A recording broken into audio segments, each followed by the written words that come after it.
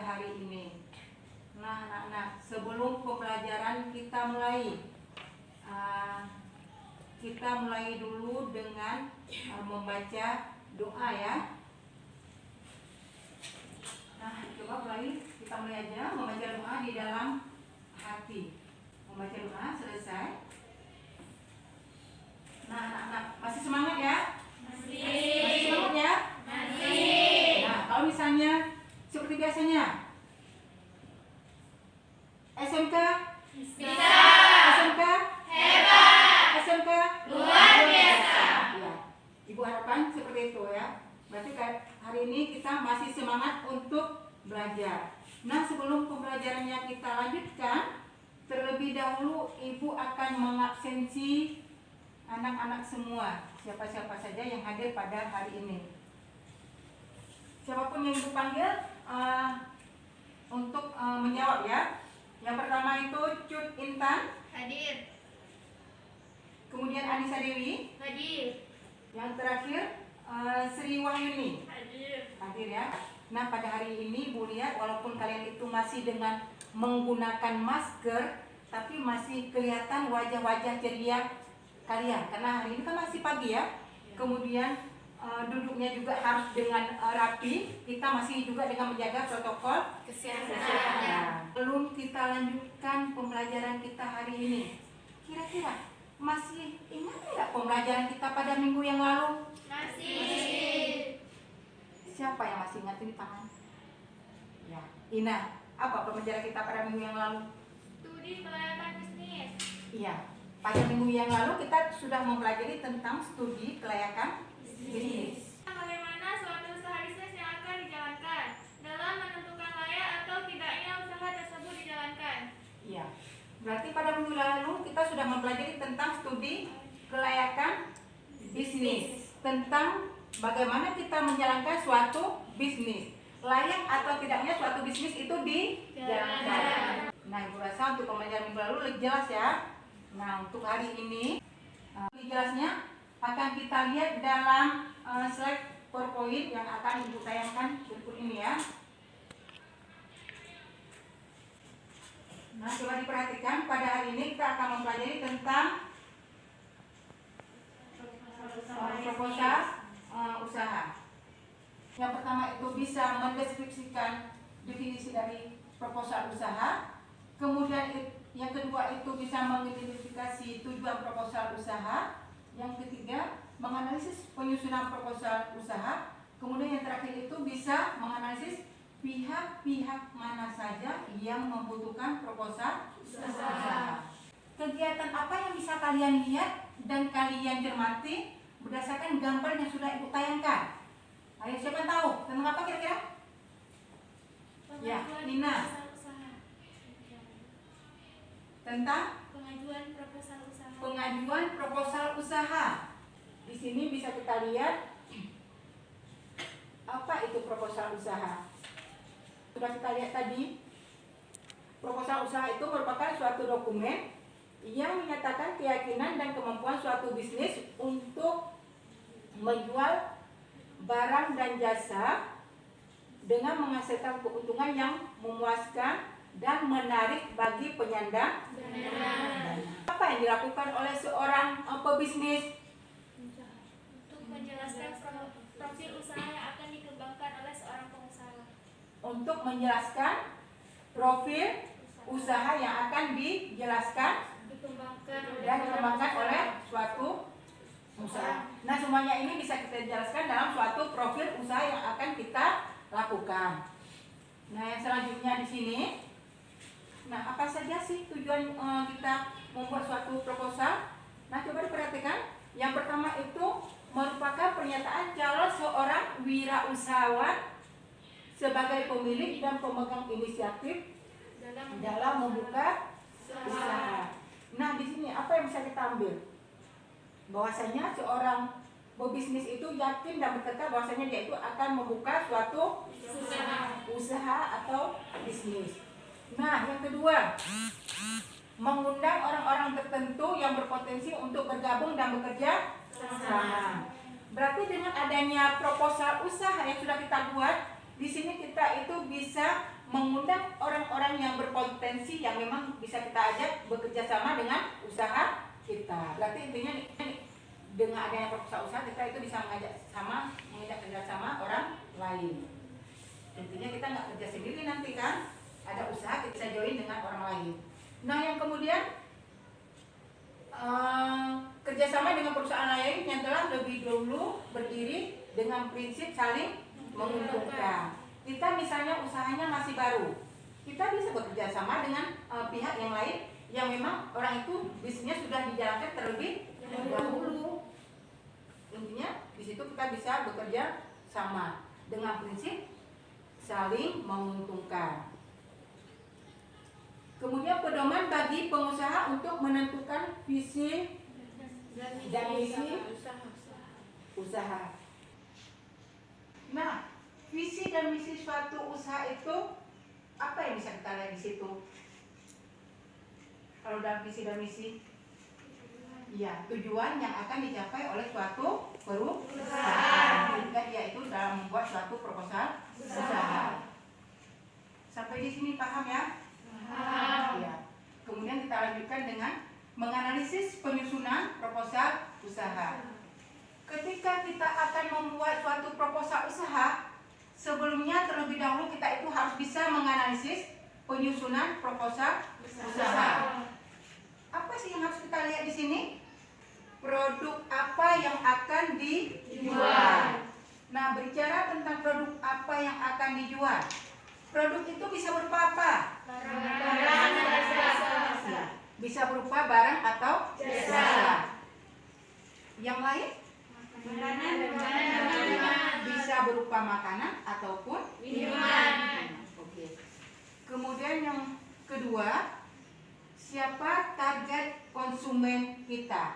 Berarti kalau target konsumen kita di sini ada kelompok-kelompok tertentu yang akan kita bidik mengenai dengan produk yang akan kita jual. Nah di sini target konsumen kita, siapa yang akan menjadi konsumen kita pada saat kita menjual produk tersebut? Pembeli. Yang menjadi targetnya siapa? Pembeli. Lain? Semua kalangan.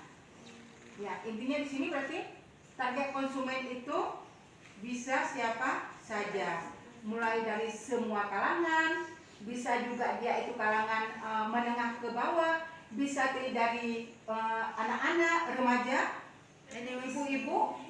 Berarti target kita di sini tergantung dengan produk apa yang akan kita jual. Demikian juga dengan jasa apa yang akan kita jual.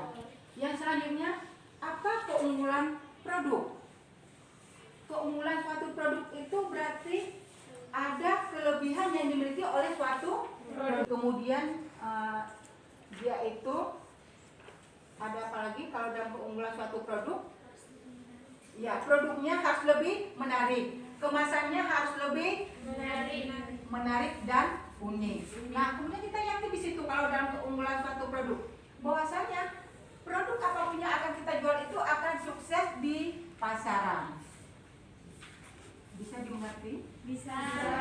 Kemudian apa yang mendorong Anda melakukan usaha ini atau bisnis ini? Untuk mendapatkan keuntungan. Ya, benar, untuk mendapatkan keuntungan. Lain apa lagi? Untuk melayani para konsumen. Ya, untuk melayani para konsumen. Namanya itu secara singkat. Contohnya pihak-pihak yang membutuhkan proposal usaha. Nah di sini ada beberapa orang yang bisa kita perlihatkan proposal usaha yang sudah kita buat. Yang pertama itu adalah pengusaha, kemudian ada investor, ada lembaga keuangan dan pemerintah. Nah kalau misalnya di sini pengusaha itu siapa? Orang yang menjalankan usaha. Kalau menurut Daros siapa pengusaha? Orang yang menjalankan usaha. Ya, orang yang menjalankan suatu usaha. Ya, perlu dengan adanya proposal pengusaha itu bisa mengetahui perencanaan apa yang akan dilakukan. Ide-ide apa yang akan dilakukan itu semua dapat dituangkan dalam suatu bentuk perencanaan bisnis, dan dia itu juga bisa membandingkan antara perencanaan pada sebelumnya dengan target yang akan dicapai untuk masa yang akan datang. Ada yang ingin ditanyakan? Ada. Siapa yang ingin bertanya? Kalau sudah jelas, ada tugas kelompok yang akan anak-anak kerjakan. Kita bagi secara berkelompok aja ya. Berarti 3 orang. Kelompok 1, kelompok 2, dan kelompok 3. Nanti ada LKPD yang harus anak-anak kerjakan, dan dikerjakannya itu secara berkelompok. Tapi sebelumnya kalian bisa melihat video ini dulu sebelum mengerjakan tugas LKPD secara berkelompok. Tentang video tentang penguatan proposal usaha.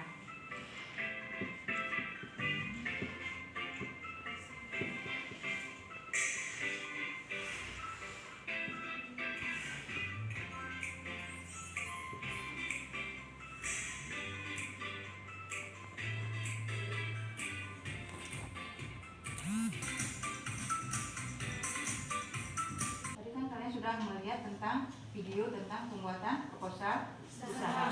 Nah, untuk selanjutnya apapun yang kalian lihat tadi itu bisa kalian buat dalam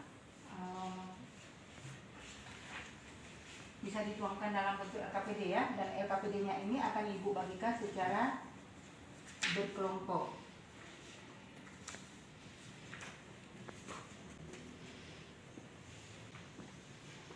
Nah, seperti yang Ibu bilang tadi, berarti LKPD-nya itu dikerjakan secara berkelompok. Tadi kan sudah kalian tonton dengan videonya, dan semua itu bisa kalian jawab di lembar LKPD yang sudah disediakan. Waktunya itu Ibu berikan sekitar 20 menit untuk mengerjakan tugas secara berkelompok. Silakan dikerjakan mulai dari sekarang.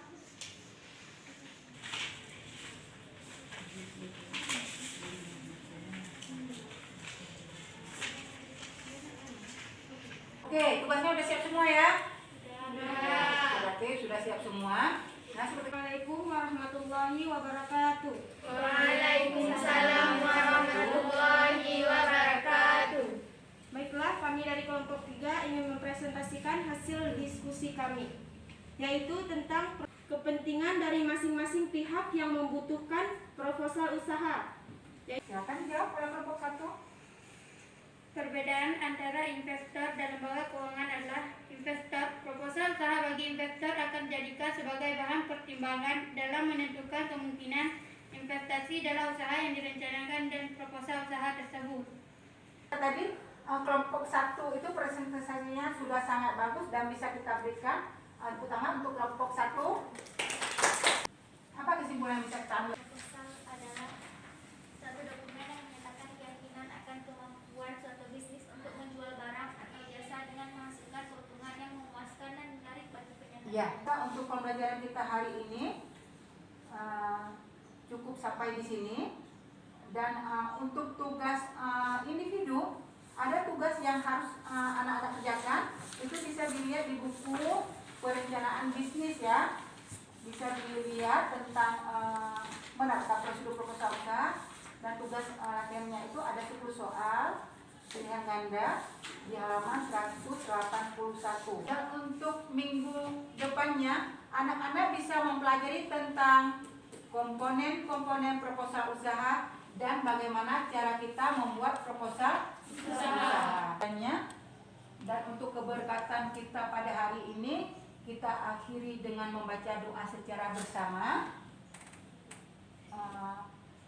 Ya, semoga pembelajaran kita pada hari ini membawa keberkahan, dan Ibu akhiri dengan Assalamualaikum warahmatullahi wabarakatuh. Waalaikumsalam.